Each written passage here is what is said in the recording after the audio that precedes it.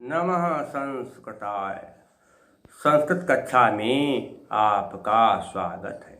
मैं प्रतीत Ram Verma, assistant professor, Shri Gandhi महाविद्यालय, सिधौली, सीतापुर। आज मैं बीए भाग 2 के अंतर्गत आपको सुखनासोपदेशः पढ़ाऊँगा, क्योंकि अभी पिछले कुछ वर्षों में कादम्बरी कथामुखम बीए भाग 2 की कक्षाओं में निर्धारित था, लेकिन अब इस साल से जो है बीए भाग 2 में सुखनासोपदेशः पाठ्यक्रम में निर्धारित कर दिया गया है, उससे पढ़ाया जाएगा। इसलिए जो हमारे विद्यार्थी बीए भाग 2 के हैं, वो चाहे किसी भी विश्वविद्यालय में पढ़ते हों, सब जो है कादम्बरी सुखनासोपदेशः को पढ़ें। और ये केवल इसी में नहीं, टीजीटी परीक्षा में भी ये पूछा जाता है। पीजीटी में तो एक आध भले प्रश्न पूछ लिया जाए, लेकिन टीजीटी की परीक्षा में ये पाठ्यक्रम में निर्धारित है। इसके अलावा अन्य परीक्षाओं में भी सुखनासोपदेशः पूछा जाता है और पूछ लिया जाता है कि सुखनासोपदेशः किस ग्रंथ में है। तो सुखनासोपदेशः कादम्बरी का एक अंश है, उसमें है। इसमें कादम्बरी कथा में चंद्रापीठ और कादम्बरी की प्रेम कथा का वर्णन है, साथ साथ और भी उसमें कथाएं जुड़ी हुई हैं। तो मैं इस समय पिछले दिनों मैं कठोपनिषद पढ़ा रहा था, अभी पूरा नहीं हो पाया कठोपनिषद, थोड़ा भी बाकी है। मैं उसको समय आने पर पढ़ाऊँगा, फिर आगे जो बचा हुआ है। लेकिन आज मेरा विचार ये है कि मैं कुछ सेकंड पेपर से भी कुछ पढ़ाऊँ, क्योंकि बाणभट्ट का परिचय मैंने आपको बता दिया था। एक अलग वीडियो बना है, उसमें है बाणभट्ट का जीवन परिचय। उसको आप देख लेंगे तो भली भांति पूरा आप समझ जाएंगे, क्योंकि बाणभट्ट के विषय में जो है लघुत्तरी में भी 3 प्रश्न आएंगे और दीर्घोत्तरी में भी आएंगे। तो उसको अगर आप पढ़ लेंगे तो बाणभट्ट के विषय में आपको कुछ जानने के लिए समस्या नहीं पड़ेगी। और बाणभट्ट की शैली के विषय में मैं एक अलग से वीडियो बना दूँगा। तो बात यह है कि मैं क्या इसमें पढ़ाने जा रहा हूँ, कादम्बरी सुखनासोपदेशः। जब चंद्रापीठ अपनी पढ़ाई पूरी करके अपने पिता के पास उज्जैनी नगरी को आ गए, तो चंद्रापीठ के पिता तारापीठ ने अपने पुत्र का राज्याभिषेक करना चाहा। उसके बाद से सुखनासोपदेशः आरंभ होता है। क्या देखिए, एवं आप जो मैं पढ़ाऊँगा तो मैं भले बोर्ड पर इस समय नहीं पढ़ाता हूँ, क्योंकि अब बोर्ड की व्यवस्था करना थोड़ा अलग काम है, उसके लिए और व्यवस्था करनी पड़ेगी, इसलिए बोर्ड पर तो नहीं पढ़ा पा रहा हूँ। इसलिए आप जो मैं बोलूँ उसको आप थोड़ा ध्यान से समझा करें, सुना करें, तो आपको सारी बातें समझ में आ जाएंगी। क्योंकि पहले भी जब गुरुकुल में पढ़ाई होती थी प्राचीन काल में, तब ये बोर्ड पर नहीं पढ़ाया जाता था। सब बच्चे क्या कहते बैठते थे गुरु के सामने, और गुरु जो है अपना चबूतरे पर बैठते थे और सब बच्चों को पढ़ाते थे। तो वहाँ बोर्ड का कहाँ काम कहीं नहीं दिखाई पड़ता है। तो ये जो विद्या है, अब यही मान लीजिए कि संस्कृत है, प्राचीन कालीन विद्या चल रही है, तो ऐसे ही आपको उपदेश दिया जा रहा है। तो राजा तारापीठ ने चंद्रापीठ का राज्याभिषेक करने का जब विचार बना, उसके बाद क्या लिखा, एवं समतिक्रामत्सु। एवं मैंने कहते इस प्रकार से, समतिक्रामत्सु मैंने होता है कि बीतने पर, दिवसेश दिनों के, सप्तमी बहुवचन है। इस प्रकार दिनों के बीतने पर, कब दिन बीते, जब चंद्रापीठ पढ़ाई पूरी करके अपने पिता के पास उज्जैनी नगरी में आ गए और कुछ दिन अपने माता पिता के साथ रहे। उसके कुछ दिन बाद, या इस प्रकार से कुछ दिन बीतने पर, राजा ने चंद्रापीठ का यौवराज्याभिषेक, कि युवराज के पद पर अभिषेक का अर्थ छिड़का जाए जल पवित्र, युवराज के पद अभिषेक चिकीर्षु करने की इच्छा से प्रतिहारान, सेवकों को उपकरण संभार कि उपकरण की सामग्रियों को, संभार में सामग्रियों को संग्रहार्थम इकट्ठा करने का आदेश दिया है। इस प्रकार समय बीतने पर राजा तारापीठ ने चंद्रापीठ का युवराज पद पर अभिषेक करने की इच्छा से सेवकों को अभिषेक में लगने वाली सारी सामग्रियों को इकट्ठा करने का आदेश दिया। समुपस्थित राज्याभिषेक कि राज्याभिषेक का समय उपस्थित हो जाने पर चाणक्य और तम उसके लिए उसको अर्थात चंद्रापीठ को कदाचित मने होता है कि कदाचित का मतलब कि एकाएक या अचानक दर्शनार्थम दर्शन के लिए आगतम आए हुए आरूढ़ विनयम और मैंने प्राप्त विनय मैंने विनम्रता को मैंने ही विनम्रता को प्राप्त अब मैंने ही विनम्र अर्थात अत्यधिक विनम्र होने पर भी कहते विनीतरम और भी ज़्यादा विनम्र क्या है इच्छा सुकनाश और भी ज़्यादा विनम्र करने की इच्छा करते हुए सुकनाश ने सविस्तरम उवाच विस्तार के साथ कहा। तो राज्याभिषेक का समय उपस्थित होने पर अचानक दर्शन के लिए राज्याभिषेक का समय उपस्थित होने पर अचानक दर्शन के लिए सुकनास वहाँ आए थे। चंद्रापीठ पहले से ही ज़्यादा विनम्र था, लेकिन और भी उसे ज़्यादा विनम्र बनाने की इच्छा से सुकनास ने विस्तार से कहा। यहाँ एक चीज़ देखना है कि लिखा है विनीतरम इच्छई सुकनास, इच्छा नहीं है इच्छन सुकनास है। तो ना का यहाँ क्या बनेगा ना का बनेगा यहाँ क्यों बना कहते आपको देखना क्या होगा कि जो है क्या होना अनुस्वारस यही पर सवर्णा के नियम से क्या हो गया ना का यहाँ बन गया, ये हो गया। सुकनास ने विस्तार के साथ कहा, क्या कहा कि तात चंद्रापीठ, हे पुत्र चंद्रापीठ, विदित वेदित व्यस्य, जानने योग्य अधीत पढ़ लिया है सर्वशास्त्र सभी शास्त्रों को, ते तुम्हारे लिए नामकृत नहीं, अल्पम थोड़ा भी उपदेष्टव्यम उपदेश देने की जरूरत अस्मृत है। हे पुत्र चंद्रापीठ, तुम जानने योग्य सब कुछ जान गए हो, सारे शास्त्रों को तुमने पढ़ लिया है, अब तुमको तनिक भी उपदेश देने की जरूरत नहीं है। केवलम धंचा, फिर वही हो गई क्या कहते क्या अनुस्वार के यही पर सवर्ण, अनुस्वार के बाद कहते यही आए, ये कैसे कहते हैं प्रत्येक वर्ग के आगे के चार से क्या कर देते हैं यही, जैसे का खा गा घा जो यही है वही झल है और वही झय भी है। तो माँ क्या है अनुस्वार है, उसके बाद क्या यही है। तो यदि अनुस्वार के बाद यही आए तो अनुस्वार से यही पर सवर्णा के नियम से संधि करने पर अनुस्वार के स्थान पर यही वर्ग का पांचवा अक्षर रख देते हैं। क्या है माँ के बाद चा, तो हम क्या करेंगे माँ के स्थान पर चा वर्ग का पांचवा अक्षर क्या यहाँ बना दिया। तो केवलंच, केवल चामन और निसर्गत स्वभाव से ये हमारे ही अभान माने सूर्य से, अभेद्यम माने नहीं, सूर्य अभान माने सूर्य से, और भेद्यम माने तोड़ा जाना, नष्ट किया जाना, रत्नालोक रत्न के प्रकाश से, उच्छेद में करते हटाया जा सकता है। प्रदीप प्रभा दीपक की कांति से, अपनेयम माने हटाया जाना, अति गहना माने बहुत ज़्यादा गंभीर होता है। तमो यौवन प्रभम, तम माने अंधकार, यौवन प्रभम माने जवानी में उत्पन्न।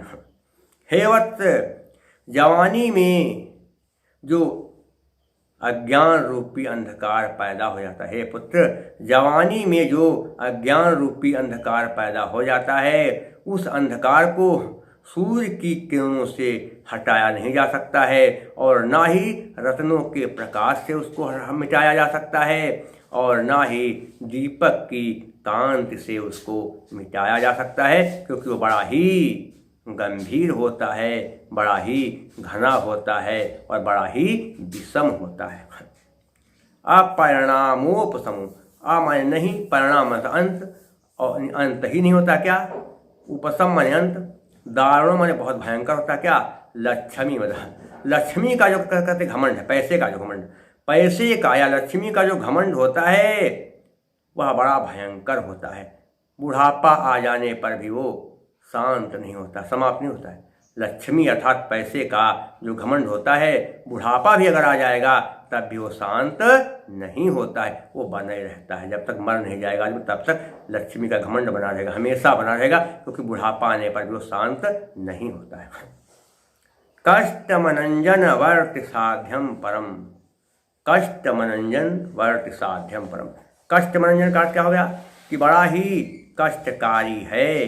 अनंजन, कष्टमनंजन माने अंजन सलाका, वर्त साध्यम माने वर्त में सलाका, साध्यम पर माने दूर नहीं किया जा सकता है। ईश्वर्यातिमिरांधत्व, ईश्वर रूपी जो अंधकार होता है, ईश्वर रूपी जो अंधकार जवानी में पैदा होता है, उसको सलाका यानी काजल, अच्छा सा काजल या अच्छा सा सुरमा लगा करके भी उस अंधकार को दूर नहीं किया जाता। जवानी में जो ईश्वर रूपी अंधकार पैदा होता है, उस अंधकार को अच्छे सुरमा को लगा करके, अच्छे काजल को लगा करके भी उस अंधकार को दूर नहीं किया जा सकता। क्या है? अशिशिरोपचार हार्यो अति तीव्र दर्पदाह जरोस्मा। अशिशिरोपचार हार्यो अर्थात मैं नहीं, और शिशिर माने कहता है कि ठंडा, शिशिर माने क्या होता है ठंडा। और इसके अलावा उपचार माने शांति, अति तीव्र बहुत तेज, दर्पदाह घमंड रूपी ज्वर, उसमें माने जो है उसकी जलन, जो घमंड जवानी में पैदा हो जाता है, उस घमंड रूपी बुखार की उष्मा को चाहे इतना ठंडा ठंडा कोई लेप लगाया जाए, कोई पदार्थों का प्रयोग किया जाए, पदार्थों का सेवन किया जाए, लेकिन वो घमंड रूपी बुखार की जो जलन है या उसका जो तेज है वो समाप्त नहीं होता, शांत नहीं होता है।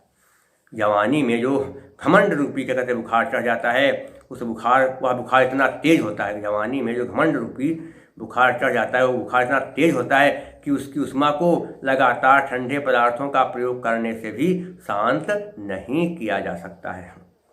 सततम मूल मंत्र सम्य विषयो विषमो विषय विषा स्वाद मोहा। सतत में लगातार कहते मूल मंत्र, मूल मंत्रों से सम्य कहते शांत किया जा सकता है। क्या? विषमो माने कहते भयंकर, विषय विषास्वाद, विषयों का विषधन आस्वाद, विषास्वाद आकाश ने देखा, विषयों का आस्वाद, मोह स्पष्ट है कि जो है क्या कहते हैं कि युवावस्था में जो विषयों के स्वाद को ग्रहण करने से मोह पैदा होता है। युवावस्था में विषयों का स्वाद लेने पर जो मोह पैदा हो जाता है, उस मोह को लगातार मंत्रों से झाड़े जाने पर भी शांत नहीं किया जा सकता है। कोई जीव काट ले, कोई जहरीला कुछ भी हो तो मंत्र से क्या कहते हैं फूंक मार दिया, ठीक हो गया।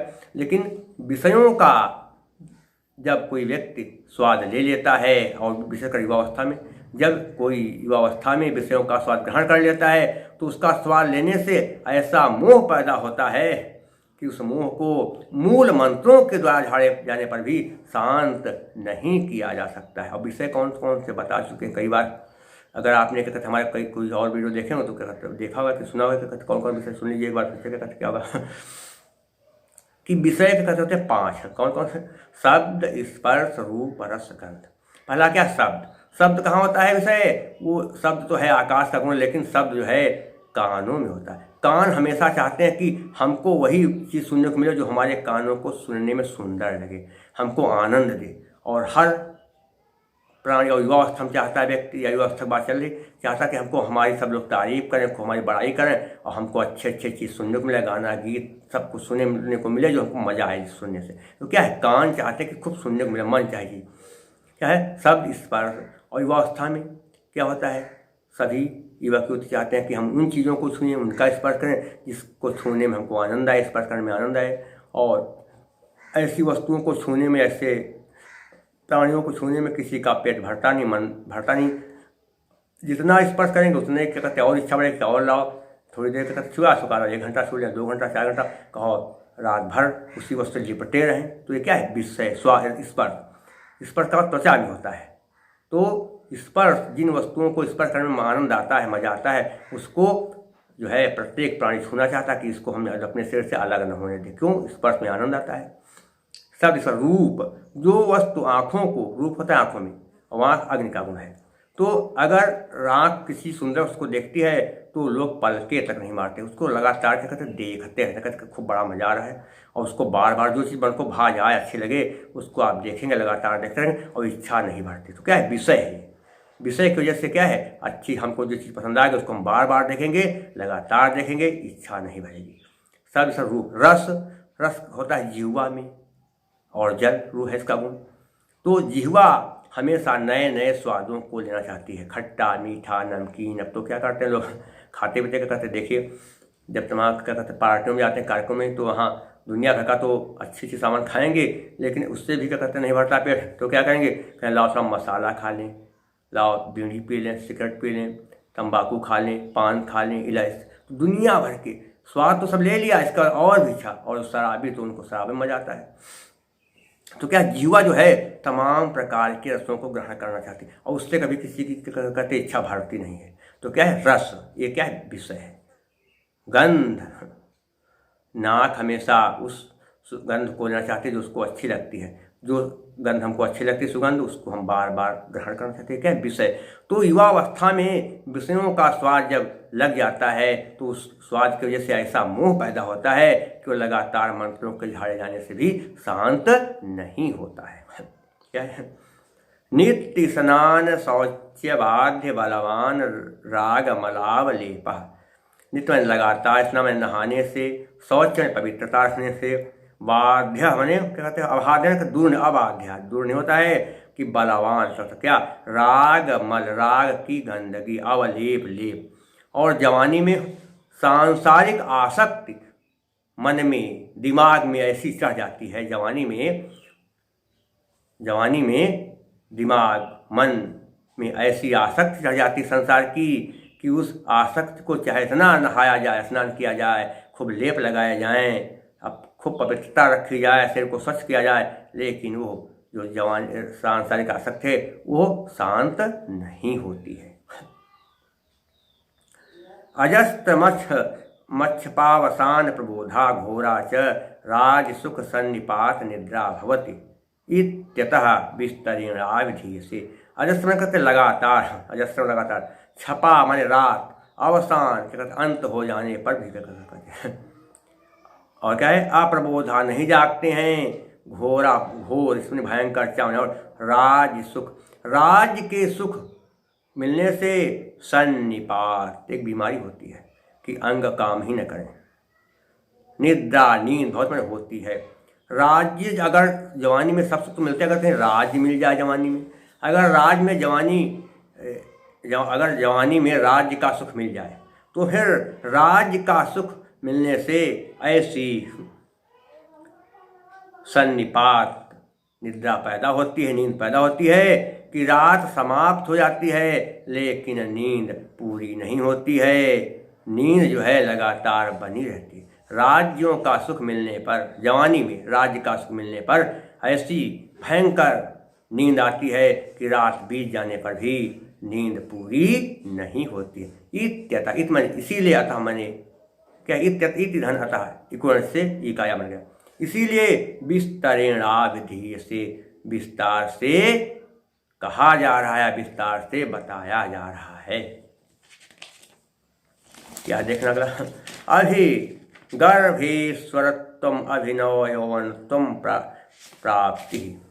गर्भेश्वर, गर्भा से ही, गर्भावस्था से ही क्या है? गर्भेश्वरत्वम अभिनव यौवनत्वम प्रतिम रूपत्वम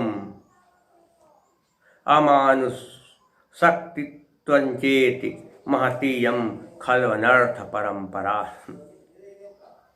गर्भेश्वर माने जन्म से ही तमाम प्रकार के वैभवों की प्राप्ति, तमाम प्रकार के सुखों की प्राप्ति। अभिनवम यौवनम, अभिनव यौवनम, अभिनव माने नई नई, यौवनम माने जवानी, नई नई यौवन अभिनवम च तत् यौवनम, अभिनवम च तत् यौवनम, क्या होगा कर्मधारय समास, यौवनम में दृष्टि प्रत्यय है। गर्भावस्था से ही तमाम प्रकार के स्वर्गों की प्राप्ति और नई नई युवावस्था की प्राप्ति, अप्रतिम रूपत्व, अप्रतिम माने अद्भुत, रूपत्व माने सौंदर्य, और अद्भुत सौंदर्य की प्राप्ति कहते हैं। क्या है? अमानुष शक्ति त्वंचित, अमानुष माने अमानवीय शक्ति, जितनी आदमी शक्ति होनी चाहिए उससे क्या कहते ज़्यादा। जैसे क्या कहते, क्या कहते हैं, क्या नाम, भीम में बताते हैं कि 10,000 हाथियों का बल था, तो किसी में क्या कहते होता है 100 आदमियों का बल। तो अमानवीय शक्ति से कहते हैं कि 100 आदमियों के, 1000 आदमियों के बराबर आदमी में शक्ति हो, क्या होगी अमानवीय शक्ति। तो अमानुषत्व शक्ति त्वंचित और अमानवीय शक्ति इति माने ऐसा, महति, यह महति माने कहते बहुत ज़्यादा है, ये मैंने कहते ये खल व अनर्थ परंपरा, खल में निश्चय ही, अनर्थ परंपरा माने क्या होता है कि जो है अमंगल की जड़ है। ये सब क्या है? अमंगल की जड़ है। गर्भावस्था से ही ईश्वर की प्राप्ति, नई नई जवानी, अद्भुत सौंदर्य की प्राप्ति और अमानवीय शक्ति, ये जब सब साथ में आ जाएं तो बहुत बड़े अमंगल का कारण बनती हैं, बहुत बड़ा अशुभ पैदा करती हैं। सर्व विनया नाम, सब प्रकार की विनम्रता होने पर भी ऐसा मने आयतनम, भंडार है, किमुत मने क्या, उत्मन अथवा समवाय, इकट्ठी हो जाए। ये जो हैं क्या हैं, सभी जो हैं ये सारे जो गुण हैं विनम्रता के भंडार हैं, लेकिन ये सब एक साथ इकट्ठा हो जाएं तो क्या अनर्थ हो जाएगा, कुछ कहा नहीं जा सकता। यौवनारंभे च प्रायः, युवावस्था के आरंभ में प्रायः शास्त्र जल प्रक्षालन, शास्त्र रूपी जल से धुली होने पर भी, निर्मलाप, निर्मल होने पर भी कहते कालुष्यम उपयात, गंदगी को प्राप्त जाती है बुद्धि। युवावस्था के आरंभ में बुद्धि जो है पूर्णतया निर्मल जल से धुली हुई होती है। जब युवावस्था होती है तो व्यक्ति पढ़ लिख जाता है, खूब बढ़िया ज्ञानी हो जाता है। तो युवावस्था के आरंभ में बुद्धि शास्त्र रूपी जल से प्राय धुली हुई होती है, लेकिन फिर भी थोड़ा अगर ध्यान न दिया जाए, विवेक का प्रयोग न किया जाए तो फिर बुद्धि कलुषता अर्थात गंदगी को प्राप्त हो जाती है। अनुचित धवलता सरागय होत, अनुचित माने कहता है न छोड़ने पर भी, धवलता माने सफेदी को मैंने भी, सरागय भवति, और क्योंकि युवकों की दृष्टि धवलता का त्याग नहीं करने पर भी रागान्वित हो जाती है। अपहरति चवातेव शुष्क पत्रम, अपहर मैंने उड़ा ले जाती है, जैसे क्या मैंने, और वाति हवा मैंने जैसे शुष्क पत्रम, सूखे पत्तों को, समुद्भूत पैदा हो जाती कि रजो भ्रांति अति दूरम, रजो भ्रांत मैंने रजोगुण के कारण भ्रांति में भ्रम, अति दूरम बहुत ज़्यादा, आत्मेच्छया अपनी इच्छा से, और क्या है यौवन समय, युवावस्था में पुरुषम प्रकृति, पुरुष माने मनुष्य की, प्रकृति माने क्या होता है स्वभाव। युवावस्था में रजोगुण के कारण मनुष्य के स्वभाव में भ्रम पैदा हो जाता है। रजोगुण क्या है, मौज मस्ती करो, भोग विलास करो, दुनिया भर के, क्या है रजोगुण, कि युवावस्था में रजोगुण के कारण मनुष्य के स्वभाव में भ्रम पैदा हो जाता है। उस समय जैसे प्रबल वायु, प्रबल वायु क्या है, आंधी, उस समय जैसे आंधी सूखे पत्तों को उड़ाकर बहुत दूर ले जाती है, उसी प्रकार से मनुष्य को वह इच्छानुसार बहुत दूर तक खींच ले जाता है। कौन, रजोगुण जो होता है भ्रम, जो युवावस्था में जो शक्ति पैदा होती है व्यक्ति को भ्रमित करने के लिए, वो शक्ति व्यक्ति को बहुत दूर तक खींच ले जाती है। क्या है, इंद्रिय हरिण हारिणी, इंद्रियों को हिरणो हिरण, हारिणी हरने वाली, क्या कहते हैं, और सतति मत दुरंतेयम, लगातार, दुरंते में बहुत ज़्यादा गंभीर, उपभोग मृग तृष्णा का, उपभोग स्पर्श मृग तृष्णा कहते हैं कि अगर क्या कहते हैं आप रेगिस्तान में जा रहे हो तो दूर से दिखाई पड़ेगा कि आगे जल है, लेकिन जब वहाँ जाएंगे तो जल नहीं वहाँ दिखाई पड़ेगी, रेत बालू, वो क्या कहते हैं मृग तृष्णा, कि पानी रेत को देख करके, रेगिस्तान को देख करके पानी का जो आभास होता है उसे कहते हैं मृग तृष्णा। नव यौवन कसायतात्मनस्य, नवयुवावस्था में कसैला आत्मन अपने आप को सलिला नीव, सलिलान धनिव, जल की उम्र समान। जैसे हिरन जब प्यासे हो जाते हैं तो रेगिस्तान की ओर जब भटकते हो जाते हैं तो दूर से उन्हें बालू दिखाई देती है और बालू को पानी समझते हैं, और जब वहाँ पर पहुँचते हैं तो दिखाई देता है कि तो रेगिस्तान है, तो बालू है, बेचारे प्यासे हो जाते रहते हैं और बहुत से दुखी हो जाते हैं। वैसे ही युवावस्था में जो है व्यक्ति क्या कहते भ्रमित हो जाता है, और जैसे आंवला खाने पर जब पानी पिया जाता है तो पानी मीठा लगता है। पानी मीठा नहीं होता है, लेकिन यदि आंवला खाने के बाद तुरंत पानी पिया जाए तो पानी मीठा लगता है। वैसे ही इन विषयों में सुख तो नहीं है, लेकिन युवावस्था के कारण विषयों में सुख लगता, अनुभूत होता है कि सुख बड़ा मजा है। तो ये सब क्यों होता है? रजोगुण के कारण होता है। विषय स्वरूपाण या स्वाद्यमानानि मधुरतराया पतंति मनसा, यही जो विषय हैं ये जो है क्या है, मधुर नहीं उतना, लेकिन मधुर न होने पर भी बहुत ज़्यादा मीठे लगते हैं, बहुत ज़्यादा आनंद देने वाले लगते हैं। क्या लिखा है आगे देखिए, नास्तित नास्तित च दिंगमोह यो न मार्ग प्रवर्तकः पुरुषम आत्यासंगो विषयेषु, नास्तित नष्ट कर देता है चरण करते, और दिंगमोह दिशा का भ्रम, यो माने जैसे मार्ग प्रवर्तक का रास्ते पर ले जा करके पुरुष मत्यात संगो, अर्थात पुरुष मत्यात संग क्या है कि जो विषयों का संग है, विषयों का साथ है, बुरे लोगों का साथ है, वो विषयों, जैसे बुरे लोगों का साथ और विषयों का साथ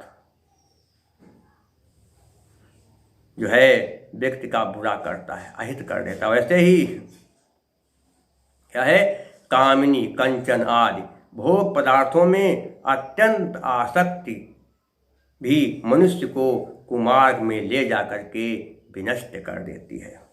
कामिनी कंचन और सांसारिक भोग जो पदार्थ हैं वो सब तथा विषयों में आसक्ति मनुष्य को कुमार्ग में ले जा करके व्यक्ति को पूरी तरह से बर्बाद कर देते हैं। तो ये है सुखनासोपदेशः, आज मैंने बताया। अब दूसरा जो है इसके आगे का जो है गद्यांश खंड जो खंड है वो आगे मैं पढ़ाऊँगा आपको। इसमें एक चीज़ का आपको ध्यान रखना है कि जब आप विशेष की व्याख्या करते लिखेंगे तब क्या करेंगे, समास तो आप लिख ही सकते हैं। जैसे कह दिया कि कहीं पर कुछ लिखा जाए, कहाँ पर क्या है, शुष्क पत्रम, जैसे बताया शुष्कम च तत् पत्रम कर्मधारय समास, यौवनारंभे यौवन धन आरंभे अकः सवर्ण जगह, तो संधियाँ समास लिख देंगे। प्रत्यय कहाँ पर क्या कहते होंगे, क्या कहते हो, थोड़ा क्या कहते हैं आप देख लेंगे। प्राप्ति में क्या कहते क्या है, कितन प्रत्यय है, और इसके अलावा बाध्या में यत प्रत्यय है, और इसके साथ ही साथ अगर देखा जाए प्रत्यय भी इसमें काफ़ी हैं, ऐसा नहीं कि प्रत्यय नहीं है। प्रवर्तक में अणुल प्रत्यय है, ये सब देखेंगे। अलंकार कौन सा है, लक्ष्मी की विशेषताएं बताई, यानी विषयों की विशेषताएं बताई, यानी इसलिए क्या होगा कि हेतुर्वाक्य पदार्थत्वे काव्यलिंगम निगद्यते, काव्यलिंग अलंकार। और क्या है, बाणभट्ट की शैल रीति है पांचाली, क्या है पांचाली रीति है। अलंकार कौन सा हो गया, हेतु नहीं, क्या कहते उल्टा करेंगे, वो परिकर अलंकार। यहाँ पर जो है लक्ष्मी की विशेषताएं बताई गई, और काव्यलिंग भी है, क्योंकि व्यक्ति को नष्ट करने का कारण क्या है, विषय, इसलिए काव्यलिंग तो हुआ, काव्यलिंग भी है। और इसके अलावा लक्ष्मी की जो है इसमें विशेषताएं हैं, अर्थात लक्ष्मी के दोषों का वर्णन किया गया है, तो इसलिए लक्ष्मी के दोषों का वर्णन इसलिए क्या होगा, परिकर अलंकार क्या होगा, उक्तैर्विशेषणैः साभिप्रायो सपरिकरो मतः, परिकर अलंकार है। और पांचाली रीति है, समस्त पंचस पदो बंधो पांचालिका मता, पांचाली रीति है। ये चीज़ आपको रखना है कि संधि समास प्रत्यय अलंकार और गुण रीत, छंद नहीं लिखना है क्योंकि गद्य खंड है। और शेष चीज़ें जो है मैं आपको अगले अंक में पढ़ाऊँगा। और आप जब आप मेरा वीडियो देखें तो कृपया सब्सक्राइब ज़रूर कर दें। मेरा मोबाइल नंबर है 798 558 7339 और मेरा व्हाट्सएप नंबर है 9793034715। तब तक के लिए नमः संस्कृताय।